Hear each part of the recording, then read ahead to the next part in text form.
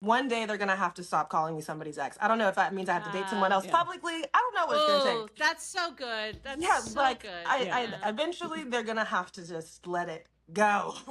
Dear Black girl, they may call you a traitor for falling in love. You'll hope the ones closest will protect you, but you will quickly find out that people don't protect what they don't value. We have a lot of males asking if you're single or not. Really? Tell them yes, I am. Who's ever asking? Absolutely. What's your type? What are you looking for? Ooh, I love a very honest man, a man of really great character, someone who likes to have fun, spontaneous, great relationship with their family, has really good girlfriends. The list is long. Did you have any comment on Travis's engagement? No. But I'm really happy to be here at Champion, though. This is a no party. Yeah.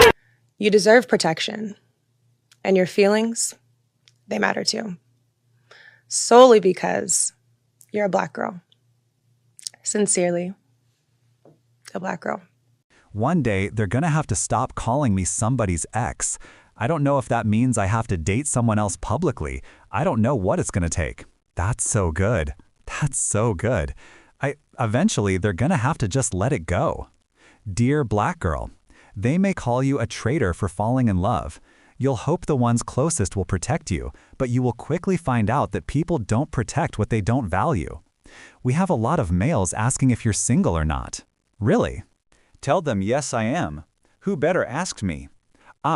What's your type when you looking for? I love a very honest man, a man of really great character, someone who likes to have fun, spontaneous, great relationship with her family, has really good girlfriend. The list is long. Did you have any comment on Proven's engagement? No. I'm really happy to be here at Champion though, party. You deserve protection and your feelings, they matter too.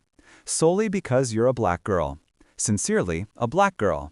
Chris Brown just can't stay out the spotlight, and this time it's messy again. On September 14th, Travis Kelce's ex, Kayla Nicole, popped up at his concert. And not only that, she was invited on stage where Chris gave her a full-on lap dance. The two got way too close for comfort, and of course, the internet exploded once that clip went viral. Kayla then hopped on Instagram and dropped a slick line saying she did it for the Brown girls. That little comment, it set social media on fire. But here's where things took a wild turn. This instantly dragged up the long-running debate about Chris Brown being colorist. People started throwing old accusations back in his face, and suddenly the timeline was split. Then Chris himself decided to clap back. He went on Instagram telling Black women to quit what he called colorist rage baiting.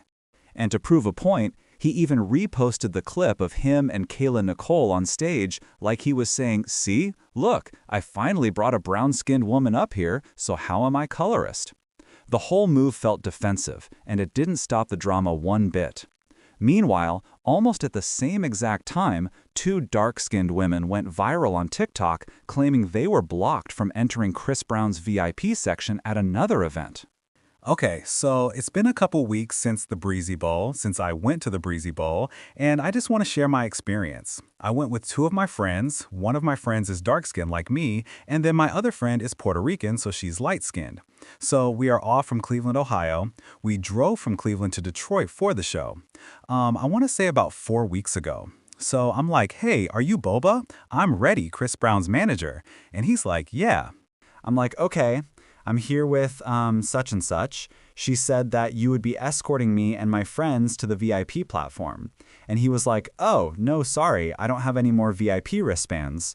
So mind you, it's 7:10, like 7:05, 7:10, so the concert just started.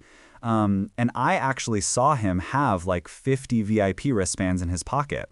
So he's like, "I'm sorry, sweetheart, I can't help you." And he walks away, doesn't give us a ticket. Don't give us any explanation, just that he doesn't have the wristbands. We're standing there waiting for about 30 minutes to an hour. And me and my friends are watching him give girls wristbands that came way after us. And these girls were mixed. They were light-skinned, they were Blasian, they were white. They didn't look like, so one of the guys from Chris Brown's entourage that was also with Boba walked up to my Puerto Rican friend and offered her a wristband. And she was like, well, what about my 2 friends that I'm with? And they're like, we can't help them. To make a long story short, we stood there and wasted. We missed Summer Walker and Bryson Taylor because we stood there waiting for somebody to help us, for an hour.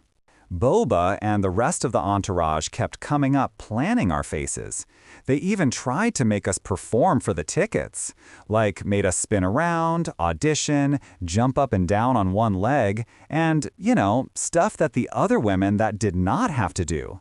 Like the light-skinned girls, the white girls, the mixed girls, they didn't have to do that. They walked up, got their wristbands, were squirted down with no problem. So yeah, after them playing in our face for about an hour, we basically peeped what was going on. We realized we weren't, getting in, and that was that.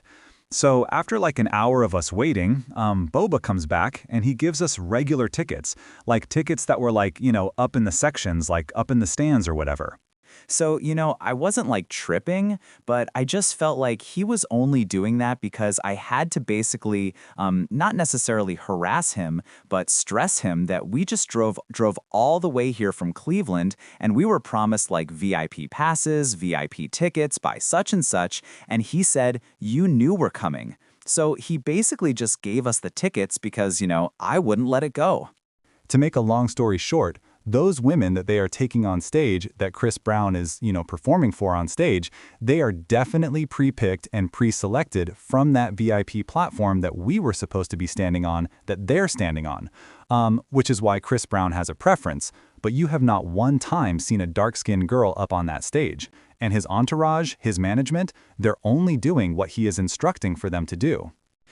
Which is why you have not seen a woman of my complexion on the stage.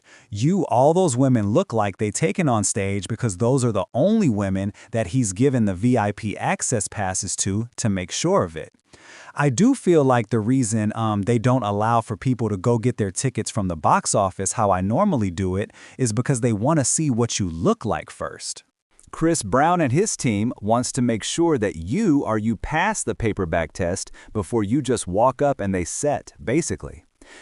I can't tell you guys who to support, but I just want to let y'all know, like, if y'all wasn't paying to see him, y'all wouldn't be seeing him. So that's just really it. Like, he wouldn't give y'all the time of day. So I just want to let you know who y'all supporting. Bye, Chris Brown. We thought we was supposed to see you. Your security is blank. Your security. That made the backlash even louder because fans connected the dots and said the timing was just too suspicious. One moment Chris is trying to prove he's not colorist, and the next, new allegations surface that only reinforce the same narrative. The whole situation spiraled into another internet firestorm, and people aren't letting Chris slide this time. It blows my mind that in 2025, people are still out here defending Chris Brown, a man with a long track record of abusing women. And not just that, but after countless black women have spoken up about him, straight up banning darker-skinned women from his VIP sections. Like, how many times does the same story need to come out before people believe it? And let's be real here, Chris Brown is a light-skinned man who often identifies as mixed race. So yeah, he gravitates toward women who look like him. But that doesn't make it right. It just makes it predictable. The bigger problem is when dark-skinned women continue to throw their money at him, show up at his concerts, scream for VIP, and then turn around and act shocked when they're turned away. That cycle is exhausting. The part that really stings, some of these women think they're the exception.